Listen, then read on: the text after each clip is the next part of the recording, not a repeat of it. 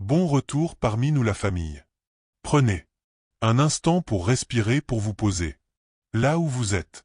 Avez-vous déjà remarqué que deux personnes peuvent vivre exactement la même épreuve, le même deuil ou la même perte? Et pourtant, l'une s'éteindra de chagrin tandis que l'autre semblera puiser dans cette douleur une lumière nouvelle. C'est pas une question de chance ni même de force de caractère innée. C'est une question de regard. Vieillir, c'est pas descendre une pente vers l'obscurité, c'est au contraire l'occasion ultime de devenir l'architecte de sa propre paix intérieure. Aujourd'hui, je veux vous parler de cette métamorphose du récit, de cette capacité unique que nous avons, en tant qu'être humain, de réécrire les chapitres de notre vie pour ne plus en être les victimes, les narrateurs. Apaisés. Le premier grand secret pour bien vieillir, c'est de comprendre que notre passé n'est pas un bloc de granit gravé à jamais. C'est une matière malléable, une argile que nous façonnons par la parole et par la pensée. On nous a souvent dit que la mémoire était un enregistreur fidèle, une sorte de caméra qui filme nos échecs et nos succès. C'est une erreur biologique et psychologique profonde. La mémoire est une reconstruction. Quand nous vieillissons, nous avons ce pouvoir immense de retourner vers nos souvenirs, non pas pour les changer, car ce qui est fait, mais pour changer le sens que nous leur donnons. C'est ce que j'appelle la métamorphose du récit intérieur. Imaginez une cicatrice sur votre peau. Vous pouvez la regarder comme la marque d'une blessure honteuse d'un moment où vous avez été brisé. Ou alors vous pouvez décider de la voir comme la preuve biologique que vous avez survécu, que vous avez guéri. Bien vieillir, c'est exactement cela. C'est transformer les épreuves en une force de résilience tranquille. Beaucoup de gens arrivent au soir de leur vie en entraînant des sacs de regrets, des jeux réduits et des cisaillements. Ils restent prisonniers d'une image, d'eux-mêmes figés dans l'échec. Mais la résilience nous apprend que l'on peut toujours redonner vie à ce qui a été mortifié, en changeant les mots que vous utilisez pour décrire votre parcours. Vous changez la chimie de votre cerveau. Si vous vous racontez une histoire de défaite, votre corps le sentira, vos muscles se crisperont, votre système immunitaire s'affaiblira. Mais si vous apprenez à voir la logique de votre survie, si vous célébrez le fait d'être encore là malgré les tempêtes, vous créez une sécurité intérieure qui est le sol même du bonheur. Ce récit intérieur n'est pas un mensonge, c'est une vérité plus profonde. C'est l'art de trouver la perle dans l'itre blessé. En acceptant de regarder votre passé avec compassion, plutôt qu'avec jugement, vous libérez une énergie incroyable pour vivre le présent. Vous n'êtes plus l'enfant qui a manqué d'amour ou l'adulte qui a échoué professionnellement. Vous êtes celui qui a traversé tout cela et qui a appris la valeur de la vie. Cette sagesse, ce recul est le privilège de l'âge. Ne laissez personne vous dire que vieillir est un déclin. C'est une ascension vers une clarté que la jeunesse, dans son agitation, ne peut pas encore comprendre. C'est le moment de devenir enfin votre meilleur ami. Pour continuer ce voyage, il nous faut comprendre que l'être humain n'est pas une isolée, surtout quand le temps passe. Nous avons besoin de ce que nous appelons en éthologie et en psychologie la niche sensorielle. Bien vieillir, c'est cultiver avec soin les liens affectifs qui nous entourent. Car ces liens sont les tuteurs de notre propre existence. Imaginez une plante qui grimpe.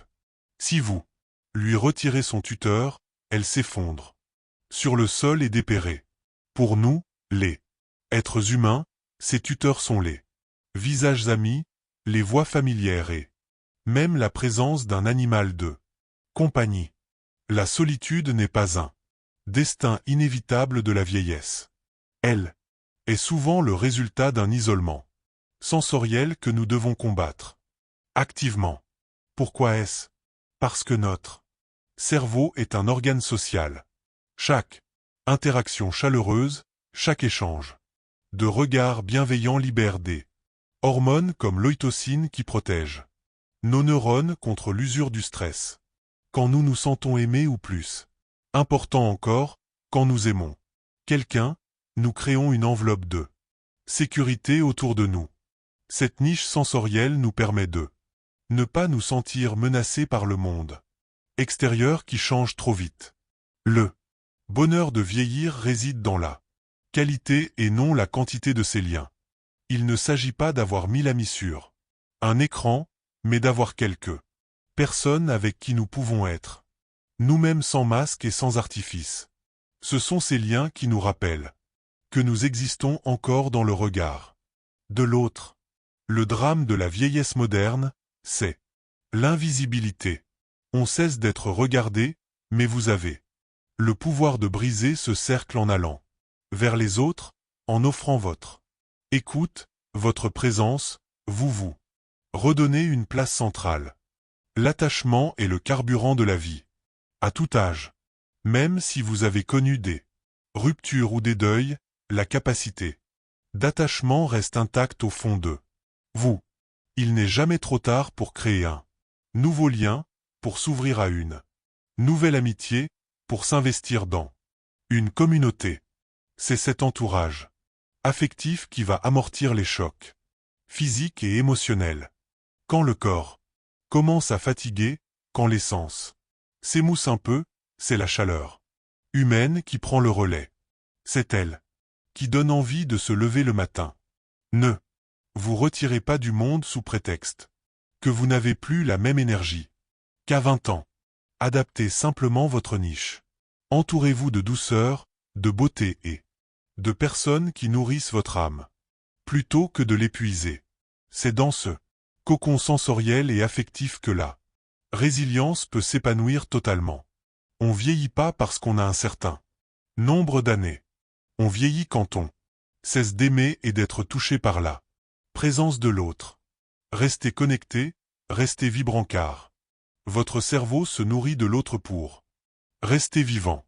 Il existe une vérité que notre société moderne essaie souvent de nous cacher, une vérité qui semble effrayante mais qui est pourtant la clé d'une paix immense. L'acceptation de notre vulnérabilité. Nous vivons dans une culture qui glorifie la performance, la force, la jeunesse éternelle et le contrôle total sur nos vies. On nous apprend qu'être vulnérable est une faiblesse, mais la réalité est tout autre. Bien vieillir, c'est transformer cette fragilité physique inévitable en une opportunité de profondeur émotionnelle et spirituelle.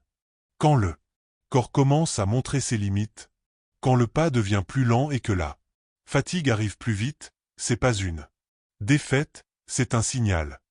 C'est la vie qui nous murmure de ralentir pour enfin voir ce que nous avons ignoré pendant des décennies.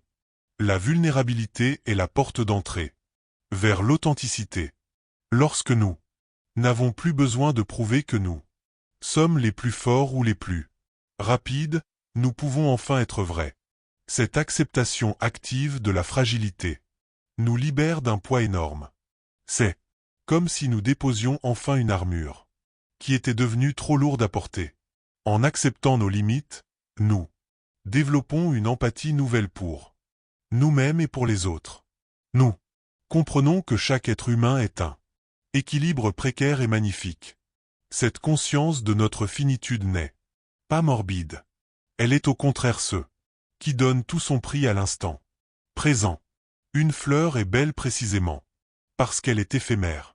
Si elle était en plastique et éternelle, nous ne la regarderions même pas. Il en va de même pour notre existence. La vulnérabilité nous invite à la contemplation. Elle nous force à nous concentrer sur l'essentiel, la saveur d'un fruit, la lumière qui traverse une fenêtre, la douceur d'une main. Faire de sa fragilité une force, c'est comprendre que l'esprit n'est pas limité par les muscles. On peut avoir un corps fatigué et une âme plus vaste que l'océan. C'est dans ce décalage que naît la véritable sagesse. Vous n'êtes pas votre corps. Vous êtes celui qui habite ce corps. En acceptant de ne plus tout contrôler, vous découvrez une forme de liberté que la jeunesse ne connaît pas. C'est la liberté de l'être qui n'a plus rien à perdre et tout à goûter. Ne luttez pas contre le temps avec amertume. Accueillez-le comme un sculpteur qui enlève le surplus pour révéler l'œuvre d'art qui se cachait dessous.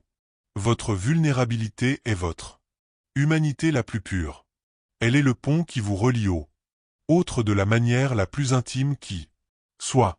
C'est en montrant nos failles que nous laissons passer la lumière. Pour garder un esprit jeune et vigoureux, il existe un rempart naturel, une défense cognitive que nous possédons tous mais que nous oublions parfois d'activer. La curiosité, c'est cet élan, cette envie de comprendre, d'apprendre et de s'émerveiller qui maintient la plasticité de notre cerveau.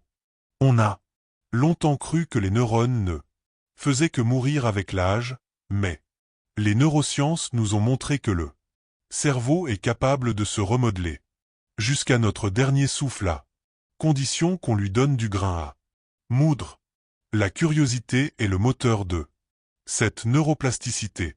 Bien vieillir, c'est refuser de dire je sais déjà tout ou ce n'est plus de mon âge. Au contraire, c'est cultiver cet œil d'enfant qui découvre le monde chaque matin. Qu'il s'agisse d'apprendre une nouvelle langue, de s'initier à un art, de s'intéresser aux nouvelles technologies ou simplement de lire un livre sur un sujet inconnu. Chaque nouvel apprentissage crée de nouvelles connexions synaptiques. C'est une véritable protection contre le déclin cognitif. Mais au-delà de la biologie, la curiosité est une attitude face à la vie. C'est ce qui nous empêche de nous recroqueviller sur nos certitudes et nos amertumes. Le monde change et c'est magnifique. Même si nous ne comprenons pas tout, chercher à comprendre nous maintient dans le flux de la vie. L'émerveillement est un antidote puissant à la dépression. Celui qui sait encore s'extasier devant la complexité d'une fourmilière, devant la beauté d'une symphonie, ou devant l'ingéniosité humaine ne peut pas vieillir dans la tristesse. La curiosité nous pousse vers l'extérieur, vers la découverte, vers la rencontre. Elle nous donne une raison de nous lever. Découvrir ce que le monde a à nous apprendre aujourd'hui. C'est une forme de politesse envers la vie que de rester curieux d'elle. Ne laissez jamais la routine éteindre votre soif de savoir. Interroger les jeunes.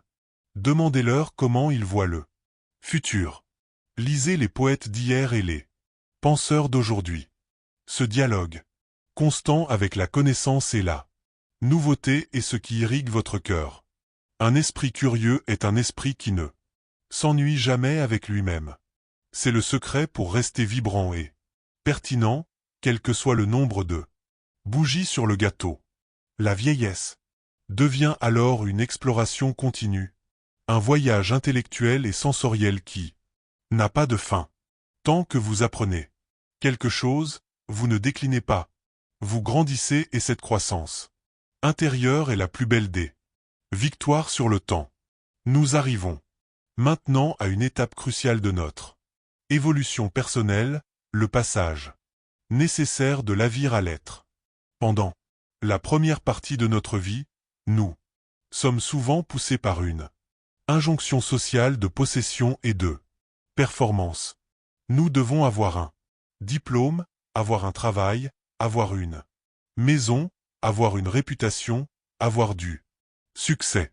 Nous nous construisons par l'accumulation, pensant que notre valeur dépend de ce que nous avons acquis. Mais en vieillissant, nous réalisons que tout cela n'était qu'une étape, une sorte d'échafaudage. Bien vieillir, c'est avoir le courage de démonter cet échafaudage pour voir enfin la structure intérieure. Se détacher de la performance sociale, c'est pas abandonner, c'est se libérer. On n'a plus besoin de plaire à tout prix. On n'a plus besoin de prouver sa valeur. Par des trophées. Ou des signes extérieurs de richesse. On entre dans la sphère de l'être. Qu'est-ce qui reste quand on enlève les titres professionnels et les possessions matérielles? Il reste votre âme, votre caractère, votre capacité à aimer, votre intégrité. C'est une reconnexion profonde avec son identité la plus authentique. C'est le moment où l'on peut enfin dire « je suis » sans avoir besoin de rajouter un complément d'objet. Ce dépouillement est une immense source de bonheur.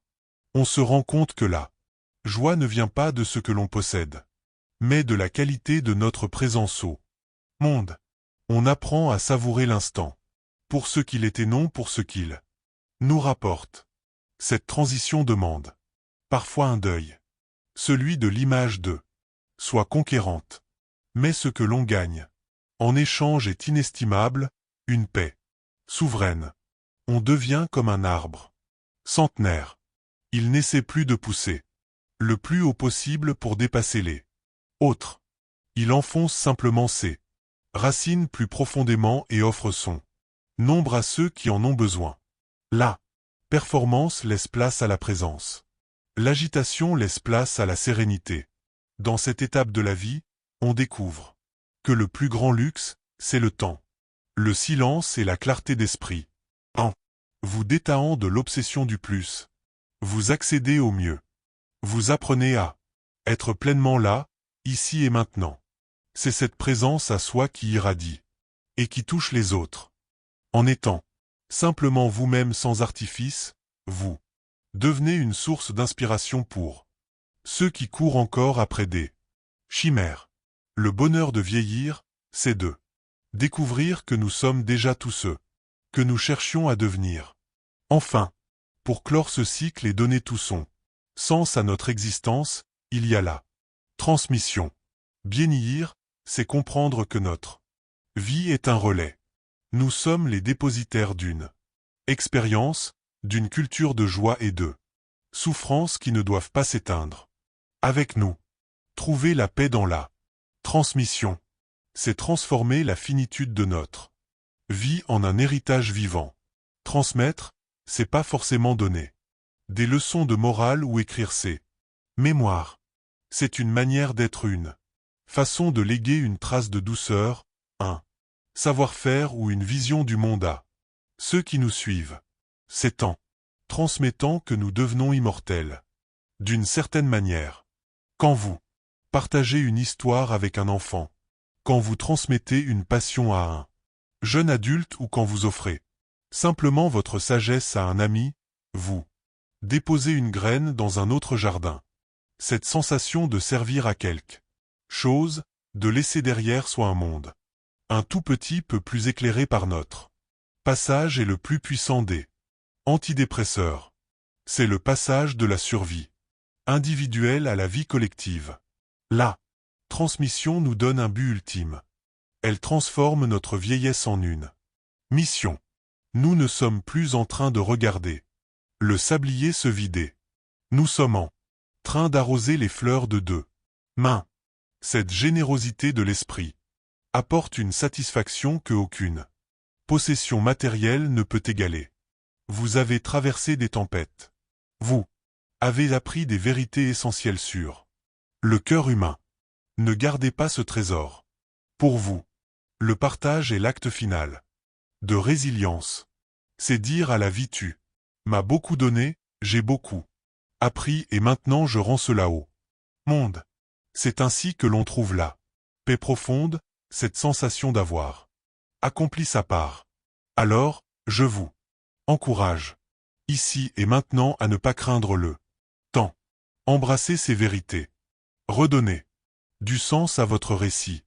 Chérissez vos liens. Accueillez votre fragilité. Restez curieux. Habitez votre être et transmettez votre lumière. La vie est un cadeau magnifique du début à la fin pourvu qu'on sache en lire les nuances. Si ce message a résonné en vous, si vous sentez que ces mots peuvent aider quelqu'un autour de vous à porter un regard plus doux sur son propre chemin, je vous invite à agir. Partagez cette réflexion, semez ces graines de résilience pour continuer à nourrir votre esprit et à fortifier votre âme. Abonnez-vous à notre chaîne et rejoignez notre communauté. Ensemble, nous apprenons à faire de chaque étape de la vie une œuvre d'art. Suivez-nous pour plus d'inspiration et de clés psychologiques. Votre voyage ne fait que commencer et chaque jour est une nouvelle chance de bien vieillir, c'est-à-dire de mieux aimer. Merci d'avoir été là et souvenez-vous, vous êtes l'auteur de votre plus belle histoire. À très bientôt pour une nouvelle dose de motivation et de profondeur.